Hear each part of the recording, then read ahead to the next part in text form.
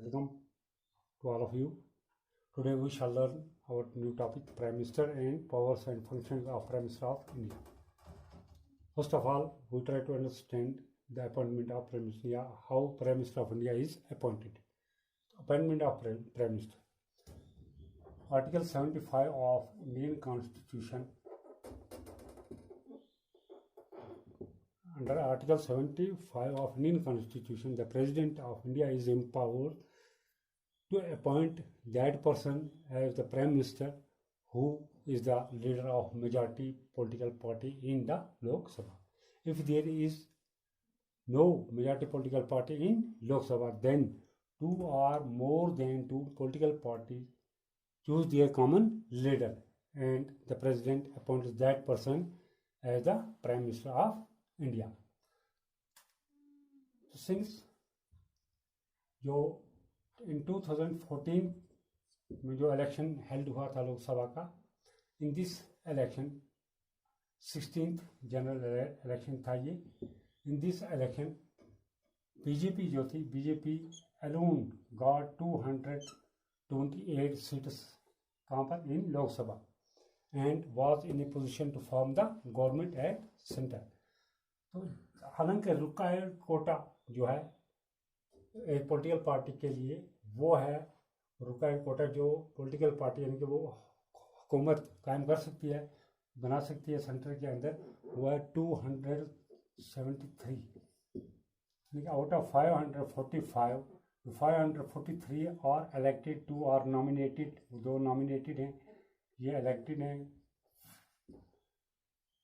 543 जो elected members हैं लोकसभा के. आउट ऑफ इतने इलेक्टेड मेंबर्स में से अगर किसी पॉलिटिकल पार्टी के इतने मेंबर्स हों, इलेक्टेड हों in Lok Sabha, then that political party is able to form the government. If not, अगर ऐसा नहीं है, देन 2 और more than 2 political parties combine and choose their common leader, और जिसको हम कहेंगे कोalition गवर्नमेंट. 2-3 पॉलिटिकल पार्टी या 4 पॉलिटिकल पार्टी इवन ये कंबाइन होती हैं और वो गवर्नमेंट बना लेती हैं सेंटर में, जिसको हम कहेंगे कोalition गवर्नमेंट. तो इसी तरह 2019 में जो हेल्ड हुआ था इलेक्शन, 17th लोकसभा इलेक्शन, तो उस इलेक्शन के अंदर जिस बीजेपी एलोन, इसमें सिर्फ अकेली बीजेपी ने गॉट 300 या 1 या गॉट 303 सीट्स आउट ऑफ 543. तो इस तरह हम कह सकते हैं 2014 का इलेक्शन हो या 2019 का जो इलेक्शन हुआ था, वहाँ पर बीजेपी ने अपने बलबूते पर हुकूमत कायम की, क्योंकि उनके पास क्लियर मेजॉरिटी थी.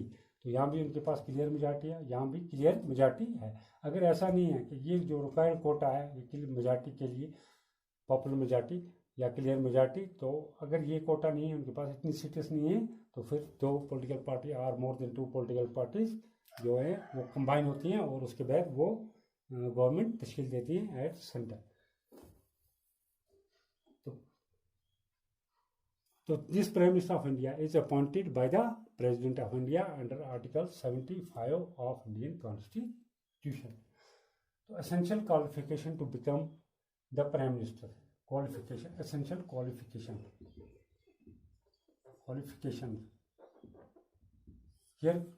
here qualifications does not mean one should be a graduate, one should be a क्या कहते हैं PG और PID.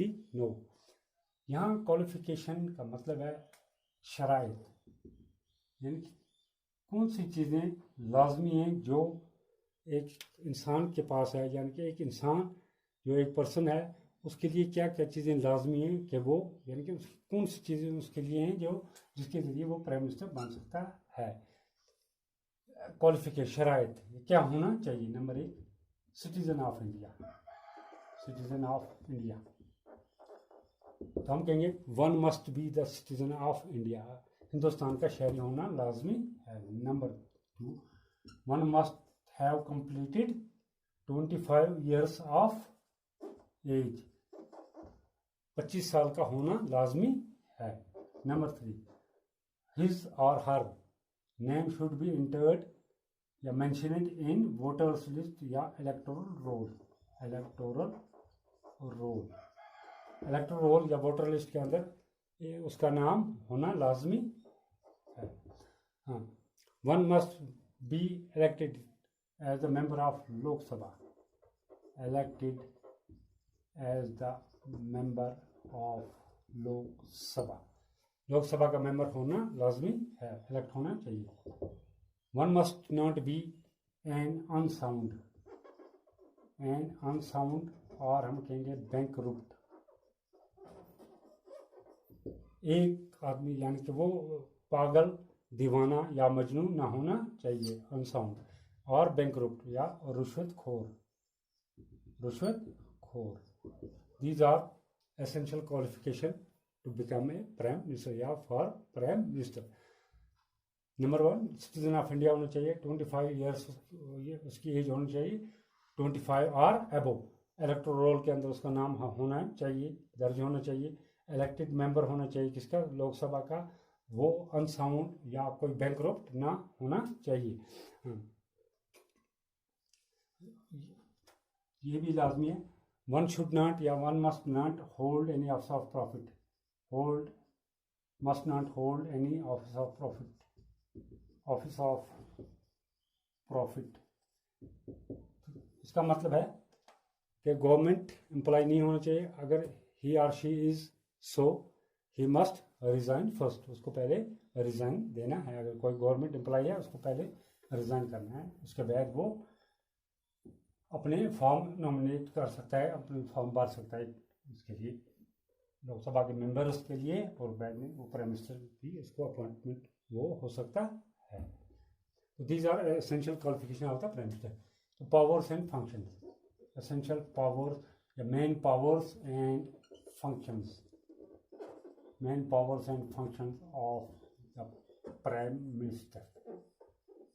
Of the prime minister, number 1,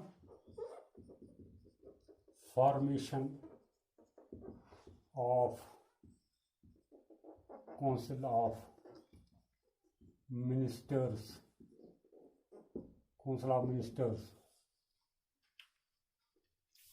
ये पहला main power of prime minister of India है। The first and foremost duty of prime minister after assuming office is the formation of council of minister. सबसे पहली जो duty है, foremost duty है, essential duty है prime minister की, या power है कि वो सबसे पहले कि किसकी फॉर्मेशन करे, किसको तश्कील दे, काउंसिल ऑफ मिनिस्टर को। For this purpose he prepares, इस मकसद के लिए he prepares a list of ministers, या वो प्रिपेयर करता है, he prepared a list of ministers according to his own volition, volition मतलब मीन्स विल या wish.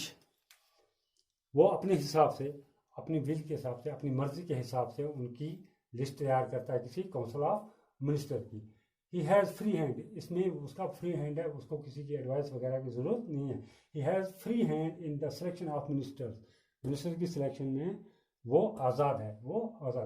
He can ask any minister to resign, वो कभी भी किसी भी मिनिस्टर को ये कह सकता है कि वो अपने ये पोस्ट से इस्तीफा दे दे। Number 2, allocation of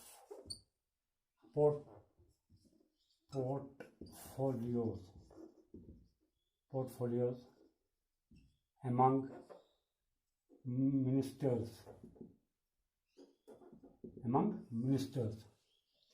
it is Prime Minister of India who distributes portfolios among different ministers. हम कहेंगे it is the Prime Minister who distributes portfolios means charges. Portfolio means charges. Who distributes your alerts, portfolios, or we can say charges among the ministers. He decides, he is free to decide what department is to be allotted to a particular minister. वो आज़ाद है कि कौन सा department किस minister को दिया जाए, किस डिपार्टमेंट की किस मिनिस्टर को चार्ज दी जाए। कभी भी at any time if the Prime Minister is not satisfied with the working of a department, अगर किसी डिपार्टमेंट के काम से प्राइम मिनिस्टर सेटिस्फाई नहीं है, खुश नहीं है, he can change the department of that minister. वो मिनिस्टर का जो उस मिनिस्टर का जो डिपार्टमेंट है, फॉर एग्जांपल एजुकेशन डिपार्टमेंट दिया है किसी मिनिस्टर को, वो सेटिस्फाई नहीं है प्राइम मिनिस्टर के वो डिपार्टमेंट का काम अच्छी तरीके से डिपार्टमेंट अपने फंक्शन नहीं कर पा रहा है, तो उस मिनिस्टर की चार्ज जो है डिपार्टमेंट ऑफ एजुकेशन की, वो उसे लेकर दूसरे मिनिस्टर को भी दे सकता है।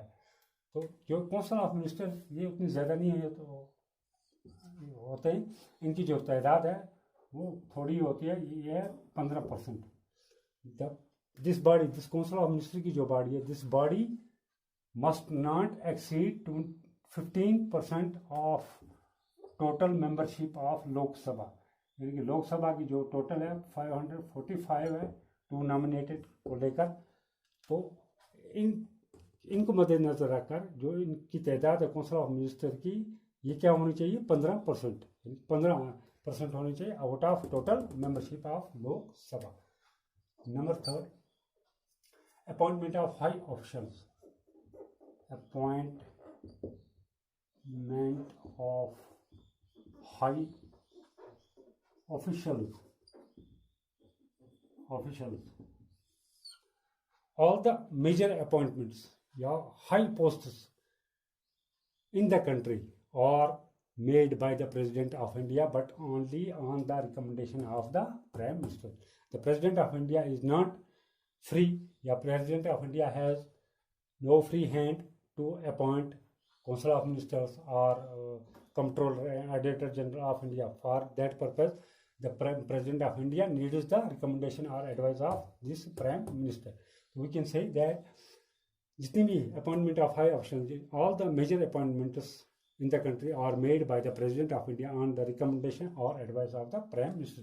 जैसे कि हमारा ये public UPSC union public service commission का चेयरमैन है या उनके मेंबर्स हैं, गवर्नर्स ऑफ द स्टेट्स हैं, lieutenant governors of union territories हैं, या हमारे जो क्या कहते हैं काउंसिल ऑफ मिनिस्टर्स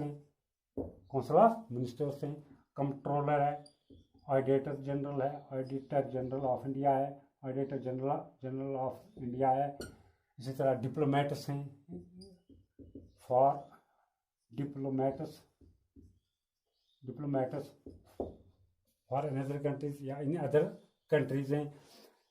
ये सब यानी कि बड़ी बड़ी जितनी भी पोस्ट्स हैं, all these appointments are made by the President of India on the recommendation of Prime Minister. तो इससे हमें पता चलता है जो प्राइम मिनिस्टर की पोजीशन है ये कितनी ज़्यादा इम्पोर्टेंस है, it is of greater importance. Number 4, presides over the meetings of the cabinet. Presides over the meetings of the cabinet.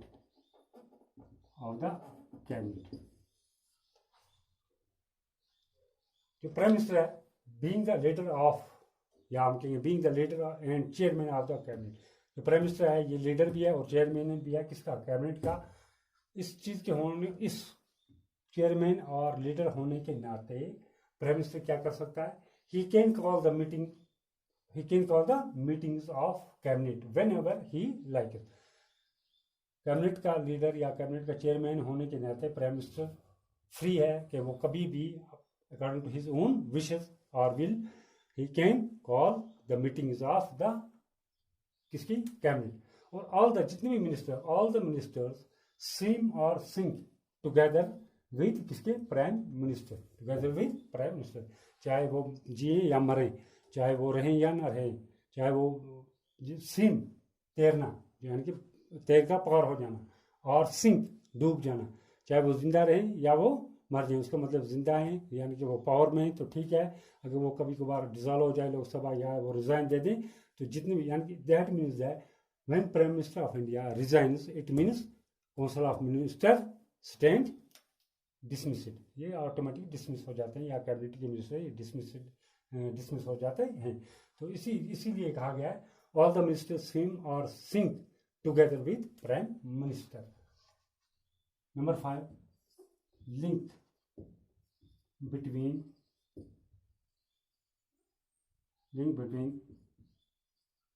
President and council of ministers, yeah, between cabinet. This Prime Minister of India acts as the link between, yeah, as a bridge between, yeah, link, yeah, bridge between president and cabinet. All the decisions taken by the cabinet are communicated to the president through prime minister या by prime minister. इनके prime minister वो post है, वो चीज़ है जो communicate करता है cabinet के डिसीजन किसको, prime minister of India. It is prime minister who advises president in the exercise of his power. जब भी प्रेसिडेंट अपने जो इख्तियारात है उनको इस्तेमाल करता है, एक्सरसाइज करता है, उस वक्त ये प्राइम मिनिस्टर है हु एडवाइजेस, जो एडवाइस देता है, जो रिकमेंड करता है, जो मशवरा देता है किसको, president of India. Number 6, leader of parliament. Leader of the parliament, leader of the parliament. जो prime minister of India is the leader of the parliament, we can say, और we can say the prime minister of India is the leader of lower house और popular house, और जिसको हम कहते हैं house of people, that means Lok Sabha या Lok Sabha. The prime minister of India is the leader of Lok Sabha, being the leader of that house, यानी कि that Lok Sabha, the prime minister is the chief spokesman of the government, chief spokesman of the government, यानी कि being the leader of the parliament, being the leader of the Lok Sabha हम कहेंगे, या upper house, lower house, this prime minister is the chief spokesman of किसका, the government, of the government. It means when prime minister speaks, it is the whole government machinery that speaks.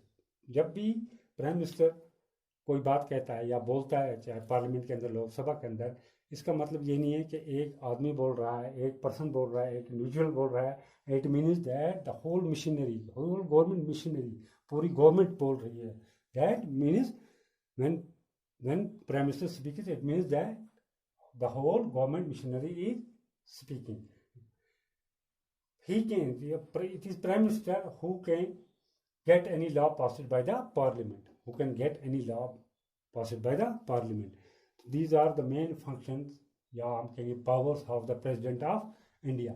To conclude, we can say that the work and function of Prime Minister is not an easy task. ये कोई आसान काम नहीं है। क्या prime minister का जो काम है, प्राइम मिनिस्टर की जो पोस्ट है, ये एक आसान या एक कोई ऐसी पोस्ट नहीं है। द रोल, या हम कहेंगे the role and function of prime minister of India is of greater importance, क्योंकि since India is a multi party, multi linguistic, multi cultural and multi religious country, तो जो प्राइम मिनिस्टर है इस, यानी जो इंडिया है, ये क्या है, मल्टी कल्चरल है। बहुत से कल्चर्स हैं, बहुत से लैंग्वेजेस बोली जाती हैं, बहुत से रिलीजन्स हैं, बहुत सी पार्टियाँ हैं, पॉलिटिकल पार्टियाँ हैं, या जो रीजनल सतह पर हैं या नेशनल लेवल की हैं, बहुत सी पार्टियाँ भी हैं। The prime minister of such country should not be A fundamentalist. तो ऐसे मुल्क के जो प्राइम मिनिस्टर है, प्रधानमंत्री है, या जिसको हम वजीर अजम उर्दू में कहते हैं, तो उर्दू आजकल हम तो थोड़ी ही जानते हैं, तो जो हमारा ये वजीर अजम है, ये एक फंडामेंटलिस्ट नहीं होना चाहिए, बुनियाद परस्त नहीं होना चाहिए। बट व्हाट शुड ही और she be, he should be liberal, he should be liberal, वो liberal होना चाहिए, ताकि in organizing and uniting the people of different race, different cultures, different religions, languages or occupations, यानी कि वो ऐसा fundamentalist नहीं होना चाहिए, वो लिबरल होना चाहिए, ताकि जितने भी रेस के लोग हैं, कल्चर्स के लोग हैं, डिफरेंट रिलीजन्स के लोग हैं,